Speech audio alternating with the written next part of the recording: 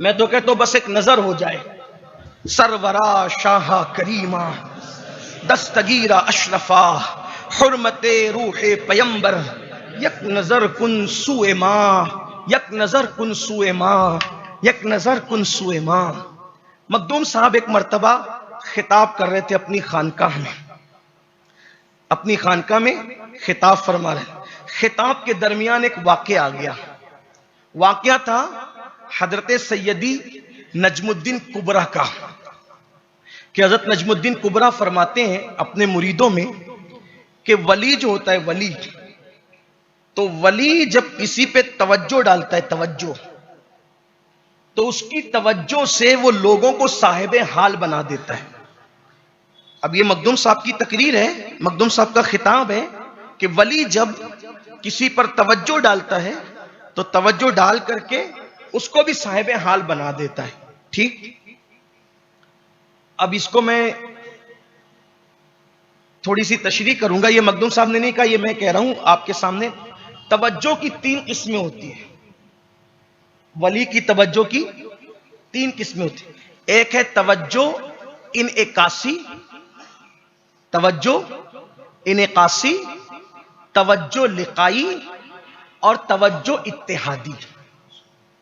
یہ جو توجہ انعکاسی ہوتی ہے، جیسے کہ کوئی شعاع کسی پر انعکاس کے ساتھ منعکس ہو کر کے آ جائے، جیسے کہ آپ آئینہ رکھیں اور آئینے سورج کے سامنے رکھیں تو وہ سورج کی کرنیں دیوار پہ پڑیں تو ایسا لگتا ہے کہ سورج کی ڈائریکٹ کرنیں، حالانکہ دیوار پہ کچھ ہوتا نہیں ہے، لیکن یہ آئینے کی کارسازی ہے، آئینے کی یہ کرامت کہہ لیجئے، آئینے کا یہ کمال کہہ لیجئے کہ سورج کی شعاعیں اس طرف جو ہے وہ منعکس ہو کر کے آتی ہے۔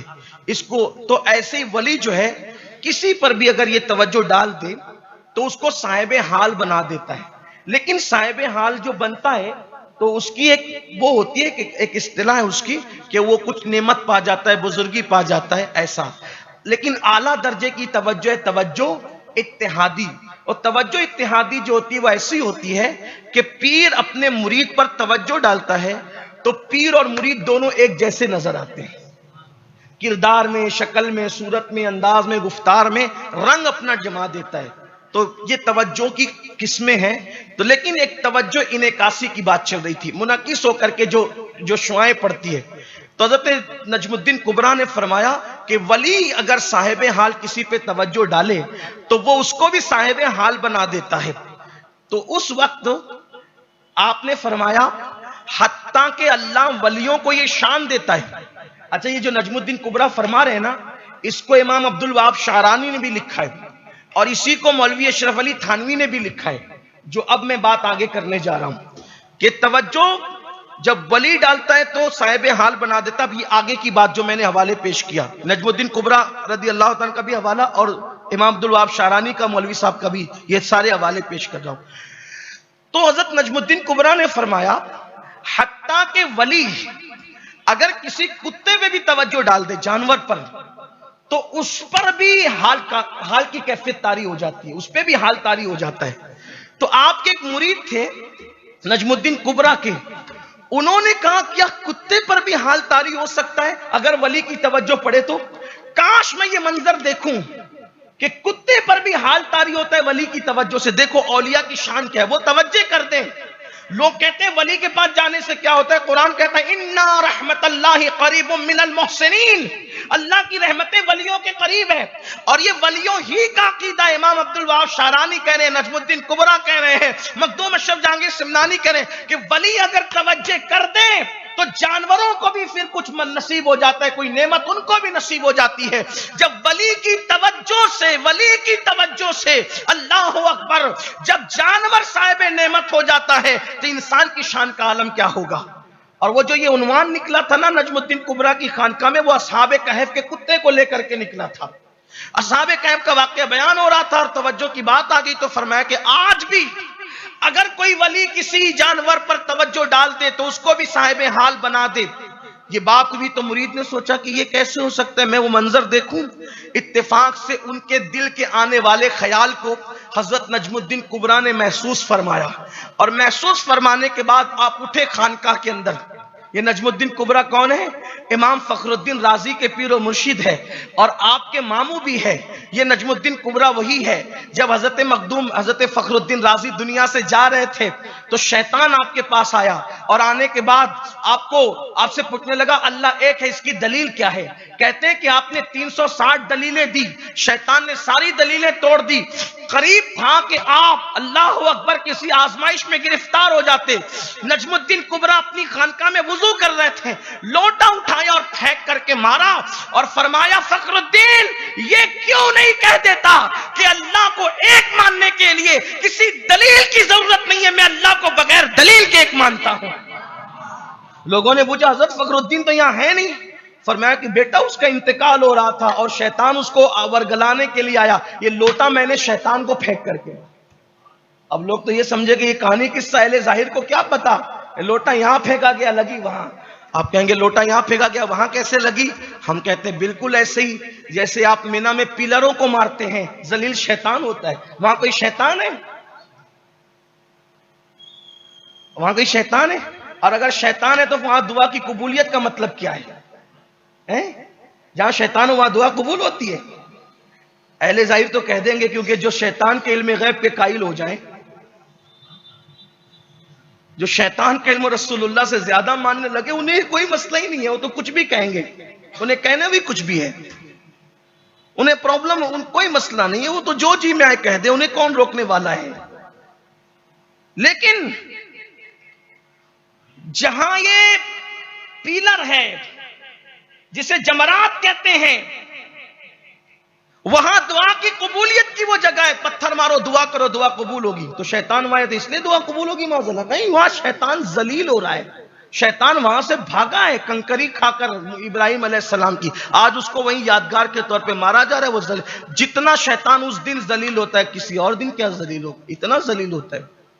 تو پتھر آپ کے پڑتے ہیں کہ نہیں، اس پہ ذلت اس کی ہوتی ہے کہ نہیں ہوتی؟ یہ بات اہل عرفان کی ہے، بہت ساری چیزوں کو عقل سے سمجھنے کی ضرورت نہیں ہوتی، کبھی کبھی عشق کے چراغ بھی جلایا کرے، عشق کے دیے بھی جلایا کرے۔ اور میرے امام کا یہ مصرع تو مجھے بہت اچھا لگتا ہے، ہم عشق کے بندے ہیں کیوں بات بڑھائی۔ ہائے ہائے، کس کے بندے ہیں؟ عشق کے بندے ہیں۔ ابھی لوگ اسی میں الجھے ہوئے ہیں، نانو عباد و محمدین کہنا جائز ہے کہ ناجائز ہے؟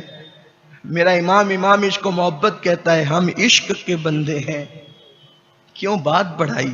یہاں بندے سے مراد غلام ہے، اس لیے کہ بولنے والے کی مراد بولنے والے کو دیکھ کر لی جائے۔ فرمایا ہم عشق کے بندے ہیں، ہم عشق کے بندے ہیں کیوں بات بڑھائی۔ تو نجم الدین کبریٰ نے کہا کہ میں نے اس کو بھگایا اور وہ بھاگ گیا، اور الحمدللہ فخر الدین رازی کامیاب ہو گیا، وہی نجم الدین کبریٰ ہے۔ اصحاب کہف کا ذکر ہوا، کسی نے سوچا کہ کیا کتے پہ بھی آج بھی ایسا ہو سکتا ہے جو اصحاب کہف والے کتے پہ ہوا، آج بھی کسی کی توجہ پڑے تو کتا ایسا ہو سکتا ہے۔ حضرت نجم الدین کبریٰ کھڑے ہوئے خانقاہ کے دروازے پر آئے، جب خانقاہ کے دروازے پہ تشریف لائے تو حسن اتفاق، اللہ اپنے ولیوں کو کیا شان دیتا ہے، ادھر نجم الدین کبریٰ دروازے پر آئے، ادھر کتا بھی دروازے پہ آئے، آپ نے اس کو غور سے دیکھا، نظر ڈالی، ہائے ہائے، نجم الدین کبریٰ نے نظر ڈالی، نظر کا ڈالنا تھا، وہ کتے کی آنکھ سے آنسو نکلنے لگے اور وہ تڑپنے لگا، مخدوم صاحب فرماتے ہیں وہ تڑپنے لگا، نجم الدین کبریٰ کے قدموں پہ لوٹنے لگا۔ پھر اس کے بعد اس کتے کا حال یہ ہو گیا، کتے کا، کہ جہاں بھی وہ بیٹھتا 40-50 کتے اس کے ارد گرد بیٹھتے تھے اس کے ادب میں، یعنی وہ کتا ایسا صاحب حال ہو گیا تھا۔ اور پھر وہ زیادہ دن تک زندہ نہیں رہا، پھر وہ مر گیا اور اس کو پھر لوگوں نے دفن کر دیا۔ یہ میں نے امام عبد الوہاب شعرانی، نجم الدین کبریٰ، مخدوم سمنانی، ان کے حوالے سے بات کری۔ اب مخدوم صاحب جب یہ واقعہ بیان کر رہے تھے تو مخدوم صاحب کے ایک مرید تھے، تو کہا کہ نجم الدین کبریٰ جیسی ہستی نے تو کتے پہ توجہ ڈالی تو اس کو صاحب حال بنا دیا، آج کچھ اس دور میں کچھ ایسے ولی ہیں کہ جو جانور پہ توجہ ڈالیں تو اس کو بھی صاحب حال بنا دے. تو مخدوم صاحب نے فرمایا وہ جوگی کی بلی لاؤ. پھر انہوں نے بولا نہیں زبان سے, دل میں خیال آیا, اس لیے کہ پیر روشن ضمیر ہوتا ہے. جیسے ہی دل میں خیال آیا مخدوم صاحب نے وہ جوگی کی بلی لاؤ. جوگی کی بلی آئی, مخدوم صاحب نے اس کو بٹھایا اور اس کے سامنے تصوف کے اسرار و معنی بیان فرمائے, نکات بیان فرمائے. بلی سنتی رہی اور سنتے سنتے بلی بے ہوش ہو گئی. مخدوم صاحب نے بلی کو سنایا اور بلی سنتے سنتے بے ہوش ہو گئی. جب بلی سنتے سنتے بے ہوش ہو گئی پھر ہوش میں آیا تو وہ روتی تھی, بلی روتی تھی, مخدوم صاحب کے قدموں پہ لوٹتی تھی. اس کے بعد پھر بلی کا معمول بن گیا. جب مخدوم صاحب کی محفل سجتی بلی کو بلانا نہیں پڑتا. جب آپ تصوف کے اسرار بیان فرماتے, اس کے رموز بیان فرماتے تو بلی بھی آ کر کے بیٹھا کرتی تھی. پھر اس بلی کو وہ مقام دیا میرے مخدوم نے. جانور کہاں پہنچتے ہیں ولیوں سے وابستہ ہو کر, مخدوم صاحب نے وہ مقام دیا کہ پھر بلی کی یہ شان ہو گئی. اس وقت بلی کی یہ شان ہو گئی کہ مہمان خانقاہ میں جتنے آنے والے ہوتے بلی اتنی مرتبہ آواز لگاتی اور پھر اسی کے حساب سے کھانا پکتا مخدوم صاحب کی خانقاہ میں. ایک دن ایسا ہوا کہ بلی نے آواز لگائی جتنی بار اتنی روٹیاں بنی. اس کے بعد جو ہے روٹیاں تقسیم ہوئی تو روٹیاں تقسیم ہونے کے بعد ایسا ہوا کہ ایک روٹی کم پڑ گئی. تو مخدوم صاحب نے باورچی سے کہا, جو مطبخ کے ذمہ دار تھے, دیکھ ریکھ کرتے تھے, ان سے کہا آج کیسے ہو گیا کہ ہمارے مہمان کے لیے ایک روٹی کم پڑ گئی, ایسا تو کبھی ہوا نہیں. انہوں نے عرض کیا حضور یہ بلی نے جتنی مرتبہ آواز لگائی میں نے اتنی روٹیاں پکائی. تو آپ نے بلی کو دیکھا, مخدوم صاحب نے بلی کو دیکھا اور بلی نے کیا کیا, سارے جو فقراء اور صوفیہ بیٹھے تھے ہر ایک کی گود میں گئی اور گود کو سونگا. سونگنے کے بعد دوسرے کی گود میں گئی, اس کو سونگا, تیسرے کی گود میں گئی, اس کو سونگا, چوتھے کی گود میں گئی, اس کو سونگا, بعد میں ایک بندے کی گود میں گئی, اس کو سونگا اور جا کر اس کی گود میں پیشاب کر دیا. اس کی گود میں پیشاب کیا. مخدوم صاحب نے فرمایا کھڑے ہو جاؤ, آپ صوفیوں میں سے نہیں ہو, آپ فقیروں میں سے نہیں ہو, آپ اہل اللہ میں سے نہیں ہو. قدم پکڑ لیے اس نے, قدم پکڑ لیے اس نے. فرمایا آپ سچ کہتے ہیں. تو کہا کہ ایسا کیوں کیا تم نے؟ کہا کہ میں جوگی ہوں اور میں بڑی بڑی بارگاہوں میں گیا, بہروپیہ بن کے کہ لوگ مجھے پہچانے, لیکن میں صوفیوں کا لباس پہن کے جاتا تو لوگ مجھے صوفی مانتے, کوئی مجھے پہچان نہیں پاتا. اور لیکن میں یہاں بھی آیا آپ کا امتحان لینے کے لیے. تو مخدوم صاحب کا وہ کیا امتحان لیتا, مخدوم صاحب کی چوکھٹ کی بلی نے پہچان لیا کہ یہ مسلمان نہیں ہے, صوفی نہیں ہے, بلکہ بہروپیہ ہے. یہ مخدوم صاحب نے بلی کو اس قابل بنایا تھا. یہ ہمارے اولیاء کی شان ہے. اس کے بعد اس بلی کا قصہ آگے یہ بھی آتا ہے. آپ کہیں گے کیا کتا بلی کرنے بیٹھ گئے؟ کتا بلی کرنے نہیں بیٹھا, آپ کو بتا رہا ہوں کہ کیا شان ہے ہمارے بزرگوں کی, اولیاء اللہ کا مقام کیا ہے. تو مخدوم صاحب رحمت اللہ علیہ کی اس بلی کی پھر شان یہ ہوئی کہ ایک مرتبہ لنگر پک رہا تھا اور لنگر کے اندر سانپ گر گیا, زہریلا سانپ. بلی نے بہت چیخا, کسی نے دیکھا نہیں, بلی نے بہت چیخ مار کی لیکن کسی نے توجہ نہیں کی. تو پھر کیا ہوا, اب وہ کھانا اگر لوگ کھاتے تو مر جاتے, تو بلی نے اس دیگ کے اندر چھلانگ لگا دی اور اپنی جان دے دی. لوگوں نے سوچا ایسا کیوں ہوا کہ بلی نے چھلانگ لگا کر کے اپنی جان دے دی. جب بلی کو نکالا گیا, کھانا تو خراب ہو گیا تھا, پھینکنا تھا, جب دیگ پلٹی گئی, دیگچی پلٹی گئی تو اس کے اندر زہریلا سانپ نکلا. تب لوگوں کو پتا چلا کہ مخدوم صاحب کی بلی نے ان فقیروں کی جان بچانے کے لیے اپنی جان کو قربان کر دیا. یہ مخدوم صاحب نے, میں حیران رہتا ہوں یہاں کہ مخدوم صاحب کی نظر اگر بلی پر پڑ جائے, بلی اس مقام کو پہنچ جاتی ہے, اگر ہم غلاموں پر پڑ جائے تو اپنا بیڑا کتنا پار ہو جائے. آخری بات عرض کرتا ہوں اور بات مکمل کرتا ہوں. مخدوم صاحب سیر و تفریح کرتے کرتے, یعنی